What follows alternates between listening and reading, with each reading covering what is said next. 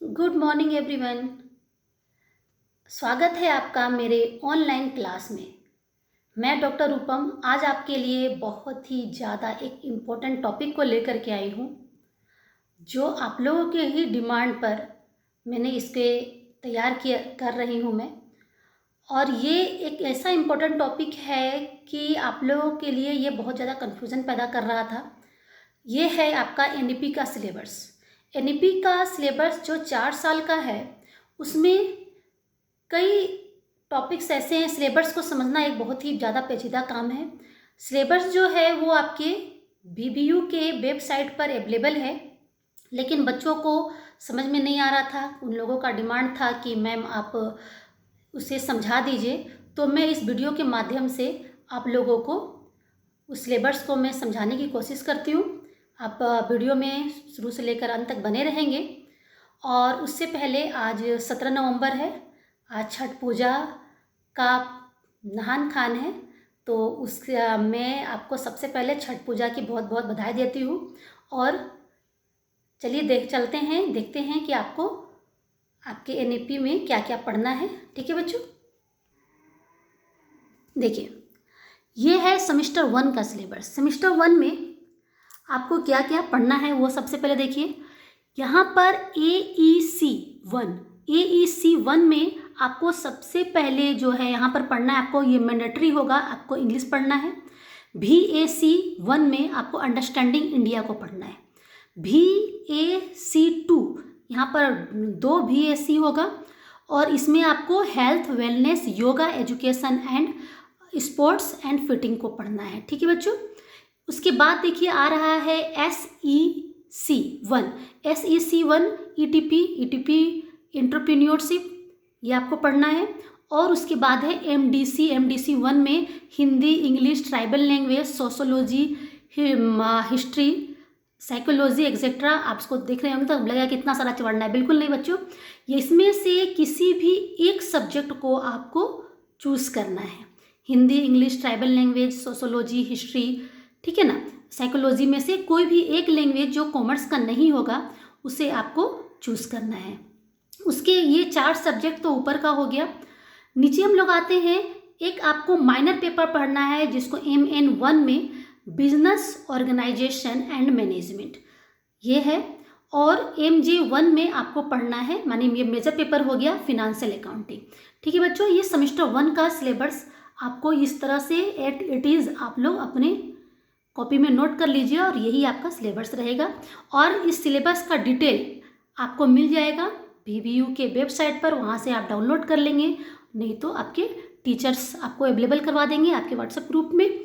उसके बाद यहाँ पर आप देख रहे हैं सेमेस्टर 2 का सिलेबस। सेमेस्टर 2 का सिलेबस में जो आपने पढ़ा ऊपर में AEC 1, यहाँ पर आपको पढ़ना AEC 2, इसमें है आपका हिंदी, इंग्लिश आप ऊपर पढ़ चुके हैं। यहाँ पर हिंदी पेपर आपका रहेगा 100 मार्क्स का।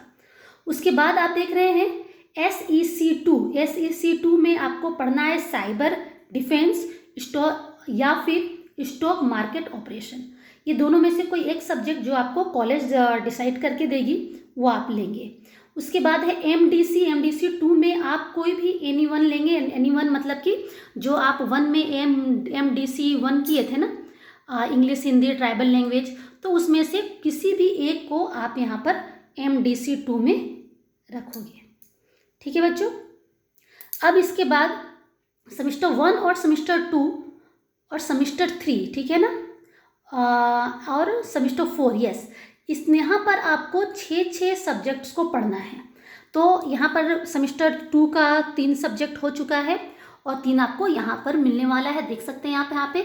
तो माइनर 2 यहाँ आप पढ़ोगे, माइनर 1 आप सेमेस्टर 1 में पढ़ चुके हो, तो यहाँ आपको कोई भी सब्जेक्ट जो माइनर 2 का होगा वो आप लोगे जो सेमेस्टर 1 में आप नहीं लिए हैं।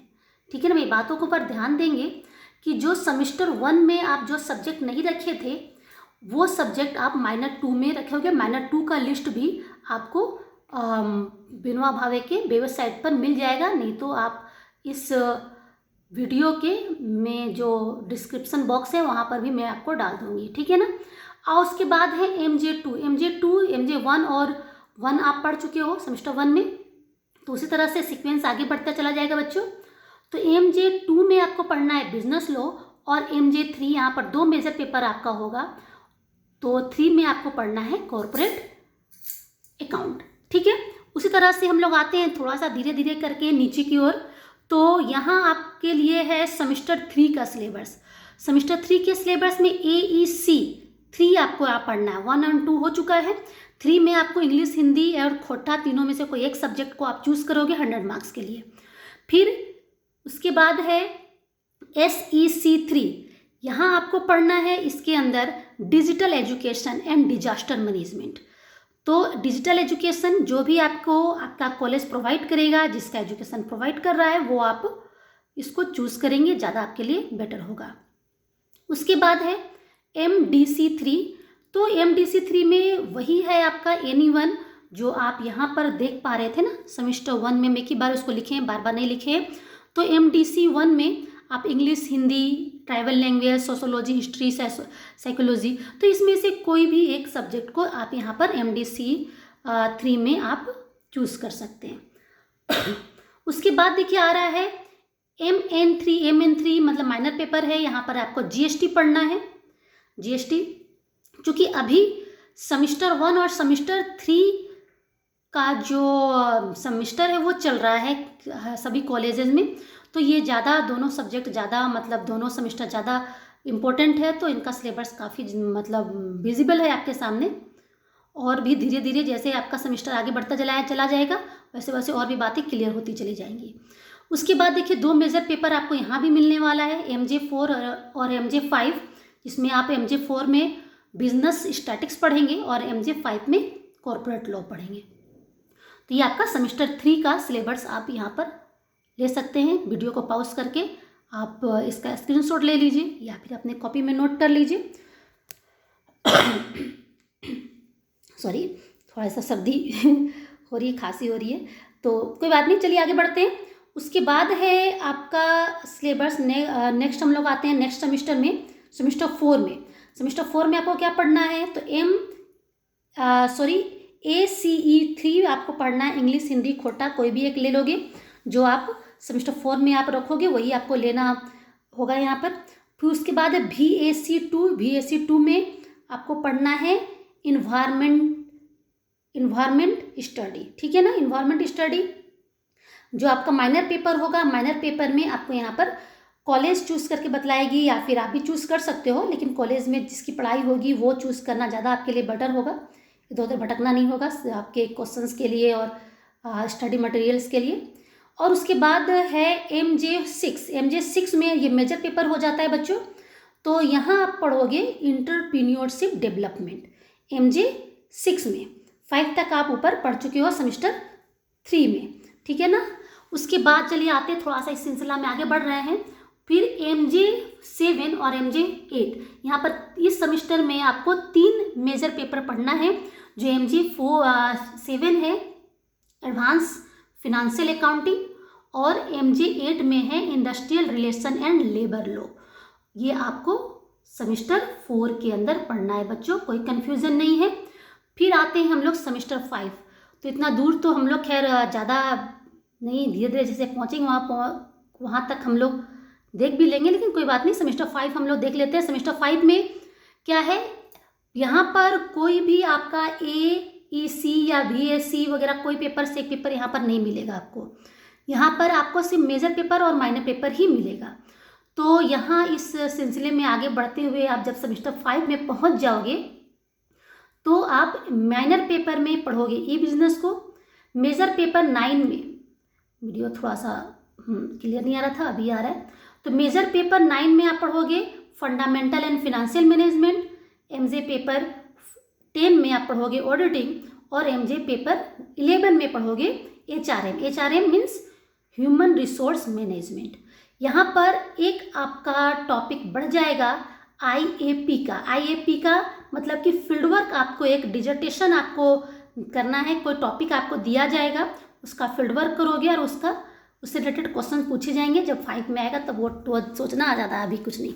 उसके बाद देखिए सेमेस्टर 6 में है जो माइनर पेपर 3 होगा। माइनर पेपर 3 जो कॉलेज प्रोवाइड करेगी, मैं बार बार इस चीज़ को आपके सामने डिस्क्लोज कर रही हूँ। उसके बाद मेजर यहाँ पर 4 हो जाने वाला है, ठीक है ना। तो मेजर पेपर 4 में आप पढ़ोगे एक मेजर पेपर 12 में कॉस्ट अकाउंटिंग, मेजर पेपर 13 में मैनेजमेंट अकाउंटिंग, मेजर पेपर 14 में कंज्यूमर अफेयर और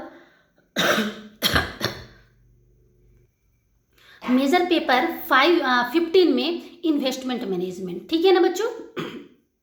तो यहाँ पर 4 पेपर आपको मिलने वाला है 12, 13, 14 एंड 15।